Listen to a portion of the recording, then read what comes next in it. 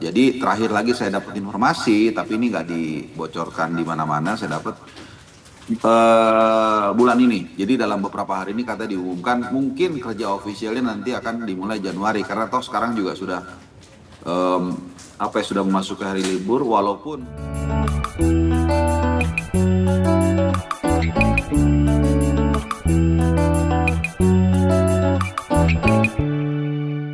dengan Bung Harpa. Selamat pagi, Bung Bung Harpa. halo, selamat pagi mas-mas dan mbak-mbak yang cantik dan ganteng. Terima kasih. Mas-mas yang cantik dan mbak-mbak yang ganteng apa gimana nih, Bung Harpa? Balik ya? Oke.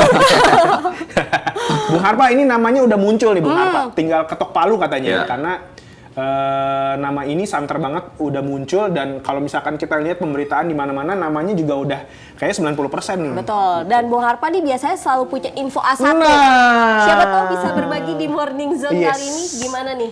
Bung? Tapi kita tanya dulu, apakah nama yang kita punya dengan nama yang Bung Harpa dapatkan sama? Namanya adalah John Hartman. Ya, sama, dan ini juga sebenarnya sudah dinarasikan di sebuah konferensi pers oleh Bang Endri Erawan, Esko PSSI, salah satu Esko PSSI. Dia mengkronologiskan proses perekrutan kandidat calon pelatih baru tim nasional kita, dari mulai speknya, dari kemudian rekomendasi beberapa nama dari Direktur Teknik Alexander Zwiers, kemudian mereka penjajakan ke Eropa, ada interview langsung, dan sampai mengerucut kepada dua nama yang memang sering kita dengar kata yang bersangkutan seperti itu. Dan dua nama itu kan tadinya memang mengkerucut pada Giovanni van Bronckhorst, ini mantan kapten tim nasional Belanda yang juga cukup sukses di Eropa bersama Feyenoord Rotterdam, bersama Glasgow Rangers dan klub Turki, dan sekarang adalah asisten pelatihnya Liverpool, asisten pelatih Arne Slot. Dan satu lagi adalah John Hartman seperti yang tadi sudah disebutkan. Memang belum diumumkan resmi, tapi dari info yang saya dapat dari sumber yang sangat terpercaya akan diumumkan dalam beberapa hari, mungkin 1, 2, 3 hari ini. Seperti itu kira-kira. Berarti sebelum tahun baruan kita sudah mendapatkan nama yang diumumkan ya, Betul. Bung Harpa? Iya, memang ini kan juga selaras dengan apa yang sudah Janji, sejak ya? lama dijanjikan, dikasih clue bahwa pengumuman pelatih itu pertama dari ini dulu, dari Esko PSSI Arya Sinulinga dan Ketua Umum PSSI Erick Thohir mengatakan nggak usah buru-buru. Ini kan balik lagi statement bulan Oktober kan, nggak usah terburu-buru, FIFA Matchday masih Maret. Dari situ kan udah ada hints bahwa ya berarti nggak akan dalam waktu dekat waktu itu ya, Oktober atau November. Nah, prediksi ya memang Desember Januari, karena Maret nanti udah ada FIFA Matchday, nggak bisa juga terlalu mepet. Dan terakhir memang dikuatkan statement tersebut, saya lupa oleh siapa lah, pokoknya orang PSSI, bahwa ya Bang Hendri juga itu akhir Desember atau awal Januari paling lambat. Jadi terakhir lagi saya dapat informasi, tapi ini nggak dibocorkan di mana-mana, saya dapat bulan ini. Jadi dalam beberapa hari ini kata diumumkan, mungkin kerja ofisialnya nanti akan dimulai Januari, karena toh sekarang juga sudah sudah memasuki hari libur, walaupun liga kita Super League masih bergulir. Di Eropa ada yang bergulir, ada yang enggak. Seperti Inggris itu biasanya non-stop. Bahkan Boxing Day tanggal 24, 26, kadang-kadang mereka suka ada jadwal main juga. Intinya non-stop. Biasanya tuh yang libur itu seperti Jerman. Kenapa saya perlu beritakan? Supaya kita tahu petanya nih. Karena pemain kita kan sekarang nyebar di berbagai liga di dunia. Yeah. Nah, jadi petanya itu berbeda. Kalau dulu misalnya di Liga 1 semua ya udah kita tahu main-main enggak. Kalau ini ada yang main, ada yang enggak gitu. Misalnya kayak Jerman itu biasanya libur Bundesliga itu sebulan lebih musim dingin. Jadi Kevin Dix berarti libur kan, karena ada di Mönchengladbach dia. Kemudian kalau Italia itu biasanya sekitar 2 mingguan libur kalau Natal. Nah, itu kan ada Bang Jai di sana. Nah, kalau kayak Ole Romani terlepas dari dia main atau enggak, itu biasanya non-stop. Dia kan main di Championship Division ya, kasta kedua kompetisi profesional Liga Inggris. Jadi seperti itu petanya macam-macam, dan pelatih John Hartman kalaupun memang diumumkan dalam waktu dekat dalam bulan ini, maka ya kerjanya mungkin saya pikir mulai technical efektifnya betul Januari. Mungkin kalaupun diperkenalkan hari ini, besok atau lusa atau bulan ini, mungkin lebih kepada simbolis saja seperti itu.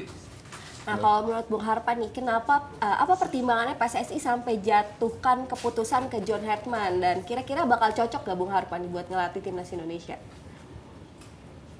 Oke, pertama yang sering saya dengungkan ini supaya ya kita share ya, bukan saya merasa lebih pintar, tapi berpikir yang paling analogi yaitu budgetnya dulu. Gitu. Jadi saya masih ingat ketika awal-awal mencari pelatih baru itu nama-namanya munculnya sangar-sangar kan, Zidane adalah Mourinho. Saya bilang simple aja, kita misalnya mau belanja gitu ya, ya kan kita lihat kantong kita dulu gitu, sesuai nggak? Itu dulu. Memang terdengar klise ya, tapi itu memang faktanya seperti itu gitu. Dan ini ada kaitannya juga karena keuangan PSSI kan, saya jujur nggak terlalu tahu pasti ya, karena kan tidak terlalu transparan setahu saya. Tapi saya yakin mereka sedang babak belur juga karena habis membayar kompensasi Sintayong dan konon kabarnya masih dicicil. Yang pasti itu harus dibayar dan itu tidak sedikit. Kemudian rombongannya Kluivert itu kalau nggak salah ada 15 orang. Mekanisme atau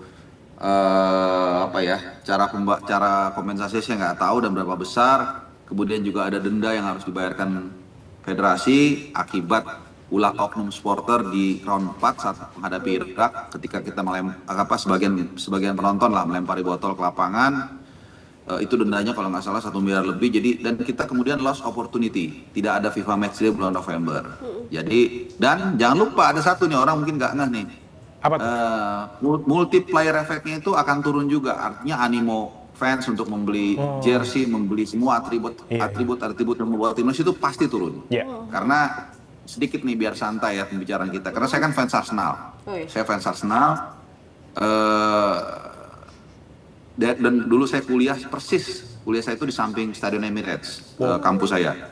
Itu kalau lagi Arsenal menang, Armory itu pasti penuh. Armory itu kayak merchant store-nya Arsenal di Emirates. Itu pasti penuh dan orang lebih willing untuk beli. Nah, ketika kalah, kadang-kadang orang udah langsung pulang, nggak mood. Nah, otomatis menurunkan daya beli. Itu secara natural pasti, ya kan? Nah, jadi kembali lagi ke topik utama, keuangan PSSI pasti agak merah. Apakah mereka mungkin duitnya banyak atau tidak, atau sedikit saya nggak tahu, tapi pasti namanya orang kaya pun, misalnya dia punya 1 triliun, tapi kemudian kegerus, pasti tetap dia ada, harus ngerem dikit nih. Maka saat mulai kasak kusuk mencari pelatih, saya waktu itu memprediksi kemungkinan besar nama ini tidak terkenal. Bukan jelek ya, tidak terkenal, artinya price tag-nya itu nggak akan terlalu mahal, karena menyesuaikan keuangan PSSI yang lagi kena hantam lah berkali-kali. Dan ya itu akhirnya keluarlah 2 nama, Giovanni dan John Hartman, dan itu pun saya langsung mikir, oh ini kemungkinan John Hartman. Kenapa? Karena Giovanni rate-nya tinggi, masih tinggi pasti. Ya bagaimanapun juga dia adalah asisten pelatih dari klub juara Liga Inggris, nggak mungkin murah, pasti mahal. Dan dia masih terikat kontrak, otomatis ada lagi untuk menebusnya. Jadi betul, makanya akhirnya jatuhlah pilihan hampir pasti, belum 100% tapi hampir pasti ke John Hartman. Nah kan tadi Bung Harpa sempat menyebut bahwa ada 2 nama dan kemungkinan nama yang dipilih adalah John Hartman. Kira-kira sebenarnya kelebihan dari John Hartman ini sampai akhirnya namanya dipilih oleh PSSI di luar dari harga yang harus dibayar PSSI, melihat dari koceknya PSSI sekarang, Bung Harpa. Oke, jadi tadi menjawab soal kenapa dipilih John Hartman, dan tadi saya lupa ada pertanyaan yang saya belum terjawab soal cocok atau enggak ya, biar ini satu rangkaian. Yang pasti track record itu udah pasti, sama seperti dalam setiap perusahaan mencari karyawan ya pasti kita lihat CV-nya lah, gitu cocok nggak. Misalnya kita mau cari sales ya kita cari dia sebelumnya track recordnya sebagai sales seperti apa, di mana itu. Misalnya sales ini sales minuman soda, ya kita cari yang mirip-mirip lah gitu. Dia punya pengalaman juga di food and beverage, kan seperti itu kira-kira. Memang nggak akan selalu sama ya, tapi kita cari yang paling mirip. Nah, kalau saya lihat dari track record John Hartman ini, ya saya nggak mau terlalu overwhelming, tapi juga nggak mau pesimis. Karena jujur kalau kita lihat dibandingkan dengan Patrick Kluivert, jelas dia lebih baik sebagai pelatih.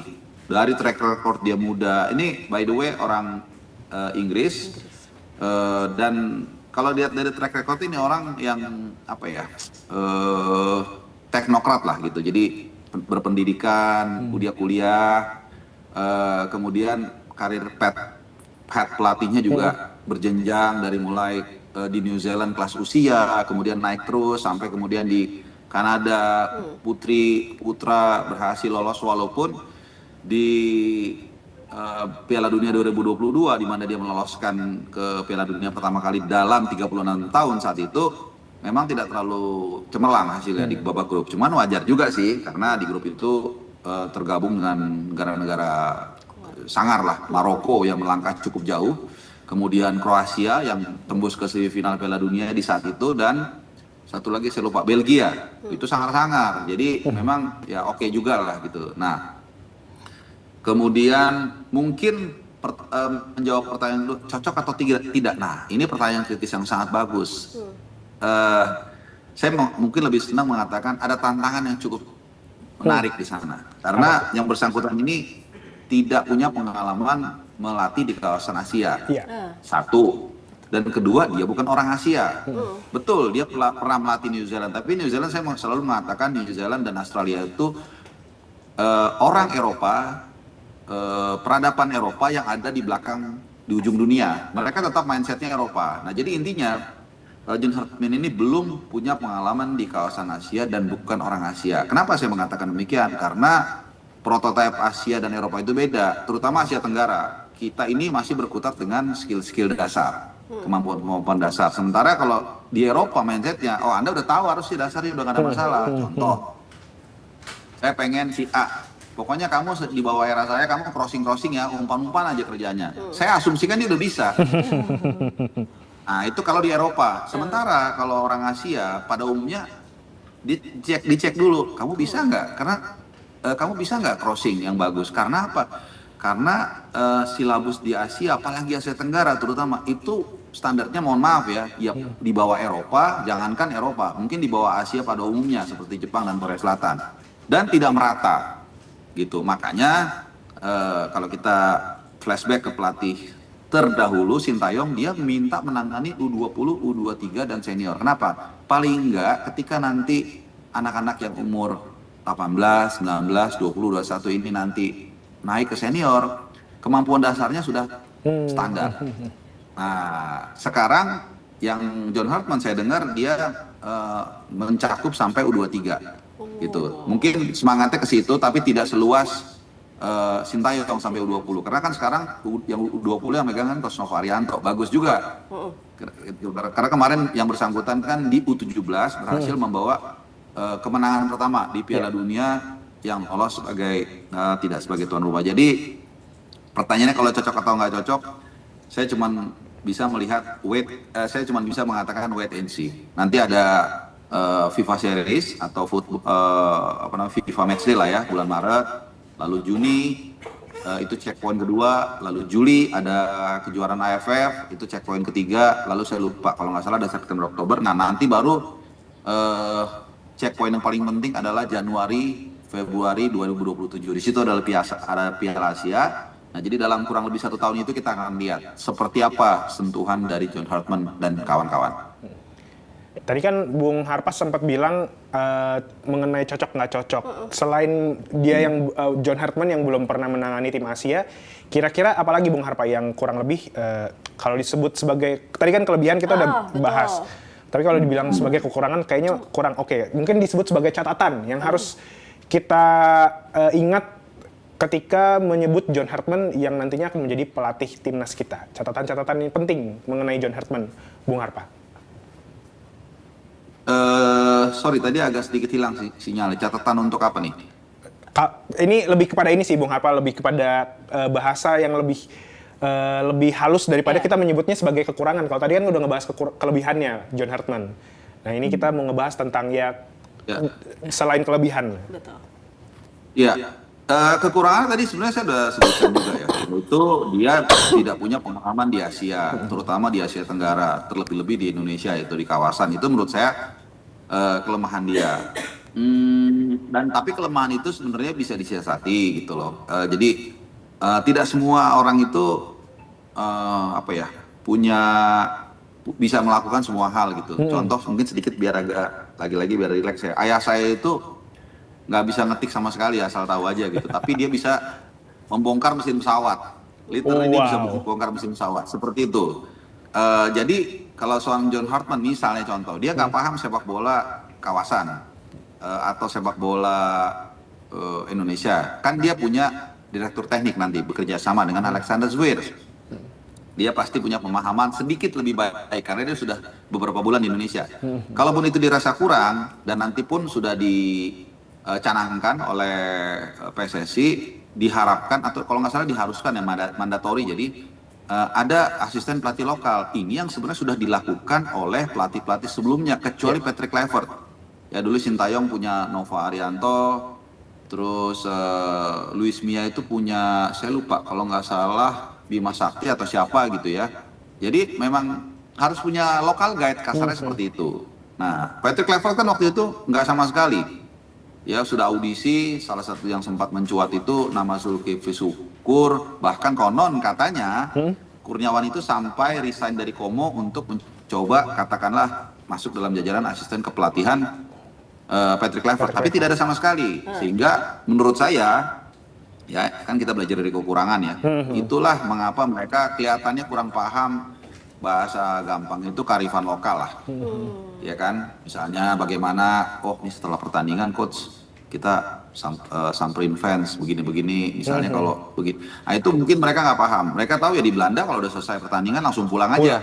Ya tapi kan pasti ada ciri-ciri lokal yang harus mereka pahami juga. Nah itu kita harapkan kelemahan tadi yang disebutkan, dia belum punya pengalaman di kawasan Asia Tenggara, itu bisa ditutupi oleh asisten lokal yang kompeten supaya bisa ngasih masukan, ngasih suggestion, atau bahkan Bu Indonesia bisa membuat John Hartman itu tidak berkutat dengan masalah-masalah yang bukan substansi gitu. Substansi dia kan strateginya bagus, buat melatih lah intinya seperti itu. Jadi itu sih kelemahan dia itu, bukan berarti nggak ada solusinya gitu, tapi tergantung kan yang bersangkutan itu egonya seperti apa, mau nggak dia bertanya, belajar dari orang-orang yang katakanlah sangat paham sepak bola lokal. Makanya nanti perlu dan saya yakinnya pasti ada pelatih lokal yang akan menemani John Hartman memimpin tim nasional Garuda.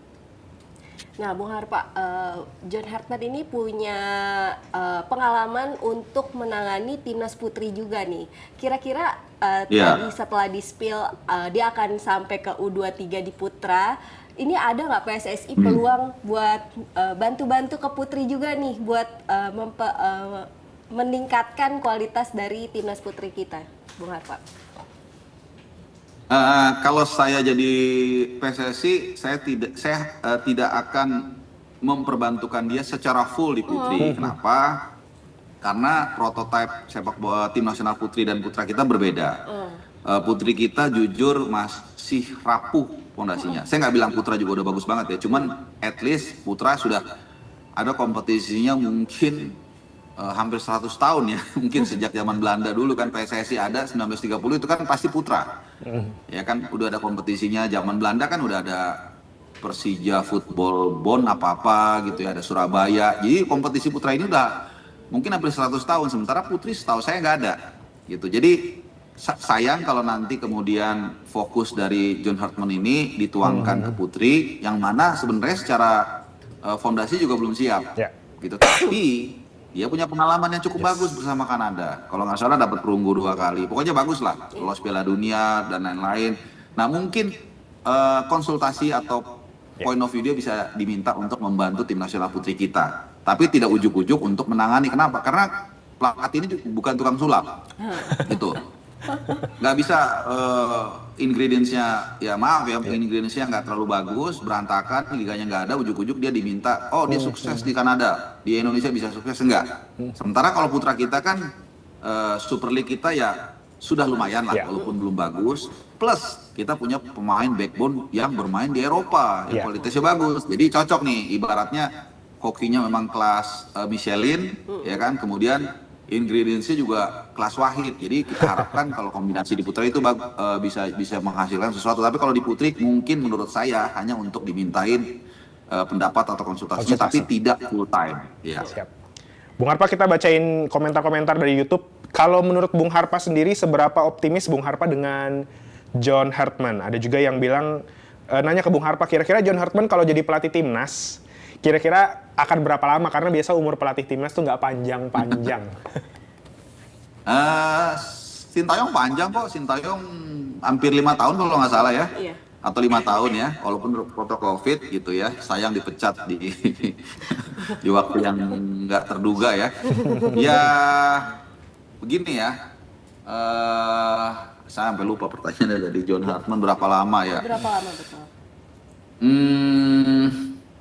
Optimis atau tidak? Saya nggak mau menggunakan kata optimis dan pesimis deh, karena sudah trauma dengan pergantian pelatih terakhir, ya kan. Kita saat itu jujur saya orang yang saya sampai dibilang ternak tayo nggak apa-apalah gitu. Karena yang kalau saya pribadi yang saya bela itu adalah yang saya rasa benar, keyakinan saya, dan terbukti kita benar bahwa keputusan kemarin mengganti pelatih itu salah. Nah jadi sekarang walaupun kita dukung loh saat itu, jangan salah, kita tidak nyinyir selama pergantian itu. Nah sekarang saya mau benar-benar di tataran yang sangat netral, ya, tidak mengglorifikasi, tidak juga nyinyirin. Saya diem aja deh, seperti fans pajak banyakan, wait and see aja.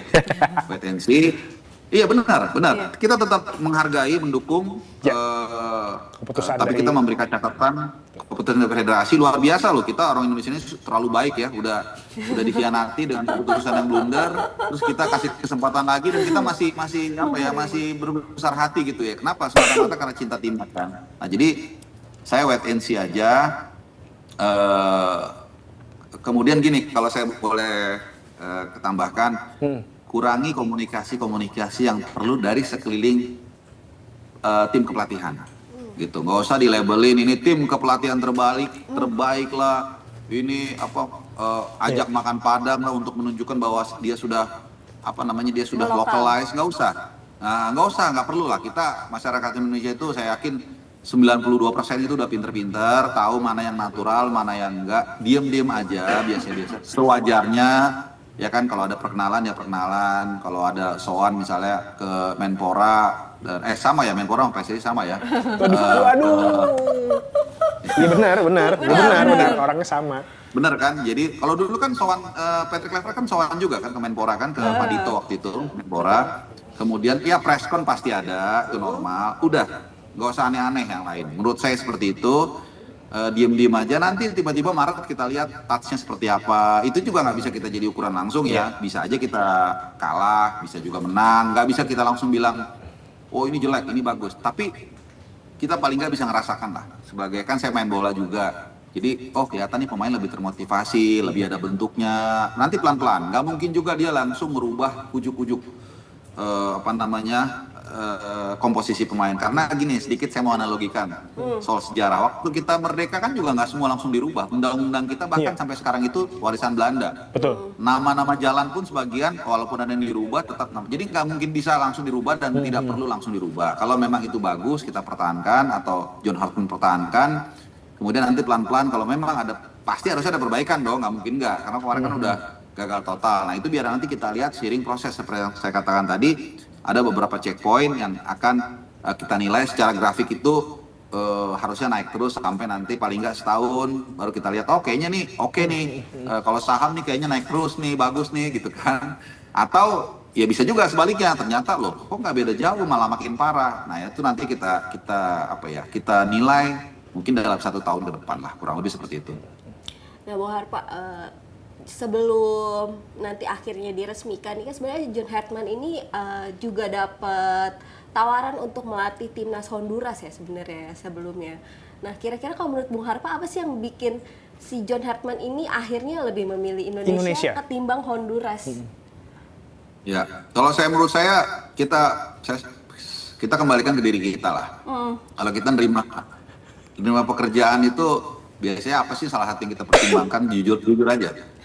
Ini karena cinta sama pekerjaan Waduh, selanjutnya. waduh. Masa ngomongin gaji kan yang paling penting passionnya. Oke, ya itu kalau itu dalam hati pasti nggak bisa bohong kalau tapi itu normal, nggak masalah. Jadi saya mengajak kita untuk nggak usah munafik, nggak apa-apa. Pasti ada alasan finansial dan itu bagus. Dan kedua tapi ada alasan idealisme juga menurut saya. Ini saya fair nilai. Kan kalau nggak salah saingan kita kan Honduras sama Jamaika. Honduras itu sama Jamaika sudah pernah lolos Piala Dunia. Honduras malah kalau nggak salah agak lumayan langganan lah. Indonesia belum pernah lolos Piala Dunia dengan nama Indonesia. Hindia Belanda pernah 38, tapi itu beda. Artinya masuk akal juga. Kenapa? Sekarang secara gaji setahu saya lebih besar dari dua negara tersebut. Dan yang kedua, kalau dia bisa membawa Indonesia lolos ke Piala Dunia, maka itu adalah sejarah yang akan tidak terlupakan oleh orang Indonesia. Karena kita belum pernah. Betul. Nah, bagaimana kalau kita nggak bawa Indonesia juara? Bagaimana kalau dia gagal membawa Indonesia juara? Ya, toh sebelumnya juga kita memang nggak lolos, belum pernah. Gitu. Jadi perhitungan dia pasti ke situ. Dan ketiga, vibes ataupun engagement ataupun gaung kalau dia atau siapapun yang melatih Indonesia itu sangat luar biasa besar. Kita tahu lah netizen kita seperti apa.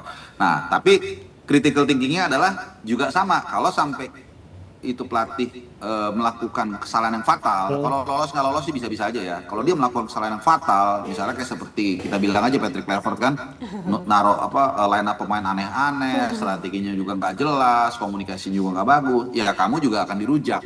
Gitu. Jadi ada dua alasan yang paling masuk akal, pragmatis soal gaji, kedua juga soal tantangan atau passion tadi bahasanya yang memang masuk akal juga. Artinya kalau bisa bawa Piala Dunia kita, nama dia akan dikenang sepanjang masa.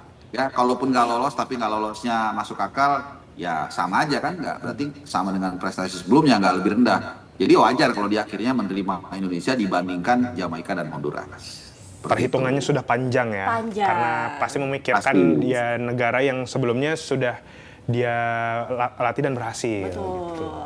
Ya. Baik, Bung Harpa, terima kasih obrolannya hari ini. Yang sangat menarik, banyak info A1, spill. Eksklusif di Morning Zone. By Bung Harpa. Baik, Bung Harpa, terima kasih diskusinya.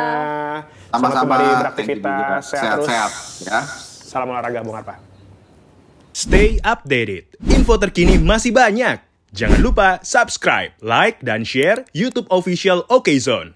Dan selengkapnya ada di okezone.com.